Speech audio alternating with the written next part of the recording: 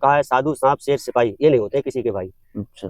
शरीर के अंदर 33 करोड़ रोम है, वो टोटल खड़ा है। जो 33 करोड़ रोम को हम बोलते हैं वो हमारे श्री भगवान स्वयं राम का ही एक रोम है। जय श्री राम दोस्तों अयोध्या सज चुकी है, आप जैसा कि देख रहे हैं, और भव्य तैयारियां चल रही हैं। 22 जनवरी को मंदिर का उद्घाटन है।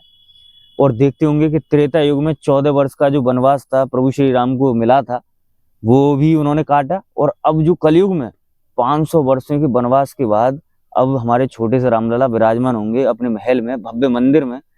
तो यहाँ साधु संत बैठे हुए हैं, तो महाराज जी से जानूंगा मैं कि महाराज जी क्या कह रहे हैं, कितने उत्सुक हैं उस मंदिर को लेकर और अपने रामलला को लेकर के। हमारे जो शरीर के अंदर 33 करोड़ रोम है, वो टोटल खड़ा है। जो 33 करोड़ रोम को हम बोलते हैं वो हमारे श्री भगवान स्वयं राम का ही एक रोम है। अच्छा। तो आज वो हमारा रोम खड़ा होता क्यों, उसको जन्म मिल रहा दोबारा। अच्छा। उस जन्म के लिए हम हार्दिक शुभकामनाएं पूरे विश्व को देता हूँ। कलयुग में। कलयुग में। अच्छा, तो महाराज जी कैसा लग रहा है, इस बार जाएंगे वहाँ? इस बार हम 18 तारीख को पहुंचेंगे, रामलला के दर्शन करेंगे, मंदिर के पास जाएंगे। और जो श्री हमारे योगी मोदी जी कर रहे हैं वो ऐसा विश्व में किसी ने नहीं करा जो आज हो रहा। अच्छा। हम उनके लिए हार्दिक शुभकामनाएं देता हूँ।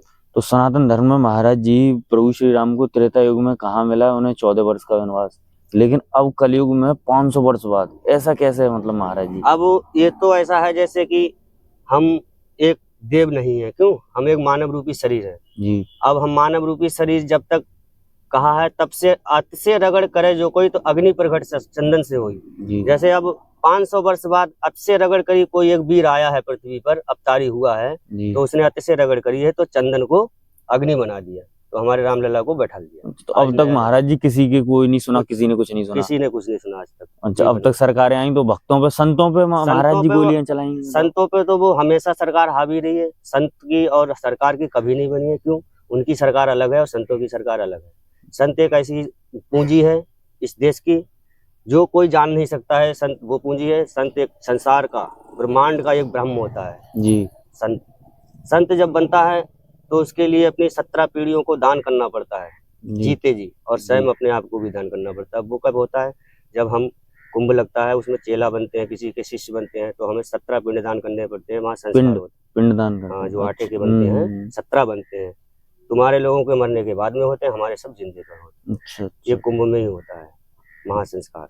जी, गंगा किनारे। हाँ, वो एक बार संस्कार हो जाता है तो वो साधु किसी का नहीं होता है फिर। जैसे कहा है साधु सांप शेर सिपाही ये नहीं होते किसी के भाई।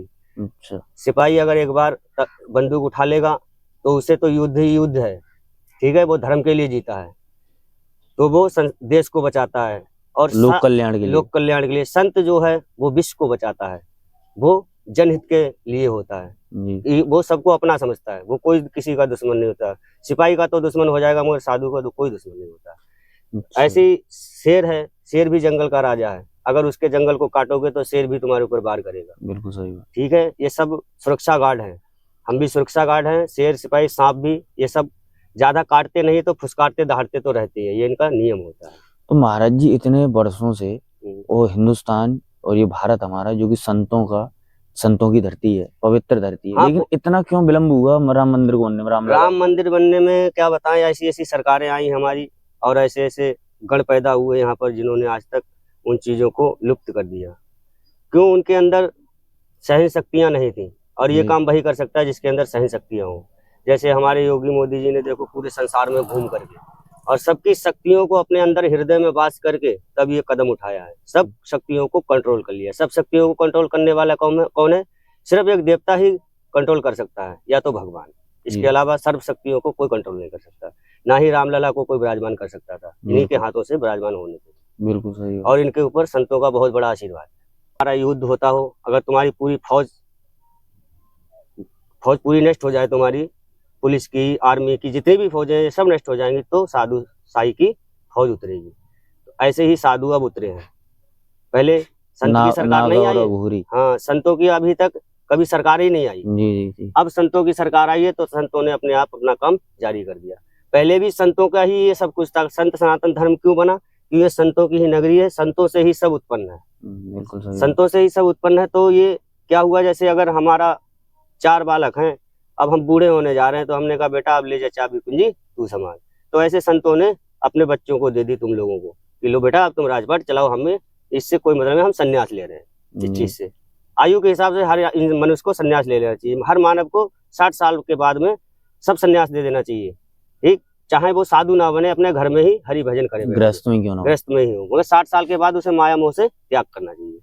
हर मानव की ये बात, हर मोह माया से। हर मोह माया से। तो ऐसे साधु संतों ने कर दिया त्याग, तब उसके बाद में भाई आपको दे दिया, अब आप पे इतने वर्षों तक 500 1000 वर्ष, तो 500 साल तक आपने नहीं संभाल पाया, 5000 वर्षों तक नहीं संभाल पाया, फिर आखिर में संतों को फिर उसी लाइन में आना पड़ा। अच्छा। जैसे कि कहते हैं बच्चा अगर तुझ पे ये वजन नहीं सहन हो रहा तो बाप अपने कंधे पे फिर ले लेता है। तो इसलिए संतों ने फिर अब इस नगरी में अवतार लिया है। अच्छा। इस कारण बस ये 5000 वर्ष तक रुका था काम, 500 वर्ष हो गया। क्यों? जो कार्य संतों का है वो संत ही कर सकता है। ये रामलला विराजमान करना, किसी को कन्हैया को बुलाना इस ब्रज में, तो ये किसी के बस की बात नहीं थी पेंट वालों की, ये सब संतों का ही है। संतों ने ही यहाँ पर भी ब्रज में भी कन्हैया को बुलाया, और वहां पे भी देखो संतों ने ही राम को बुलाया। तो महाराज जी तो दीपावली होनी चाहिए 22 तारीख को। दीपावली तो ऐसी होगी, पूरा विश्व देखेगा इस देश की दीपावली कैसी होती है। ये तो मैं भी बोलता हूँ 22 जनवरी को। हाँ, अच्छा, पूरा विश्व देखेगा इसको। तो महाराज तो देख रहे हैं कि कितने उत्सुक हैं महाराज जी। जो संत समाज है, जो हमारे हिंदू धर्म की संस्कृति से जुड़े हुए लोग हैं, बहुत ही ज्यादा उत्साहित हैं। और इस इतिहास जो 22 तारीख को एक इतिहास लिखने जो जा रहा है, उसके गवाह बनना चाहता है हर कोई। वहां पहुंचना चाहता है, अपने भगवान के दर्शन करना चाहता है। भगवान ऐसे जो मर्यादा पुरुषोत्तम श्री राम, जिन्होंने कभी किसी का अहित नहीं किया, हर किसी को धर्म पे चलने का रास्ता सिखाया, हर किसी को अपनी संस्कृति, अपनी मर्यादा में रहने का पाठ पढ़ाया।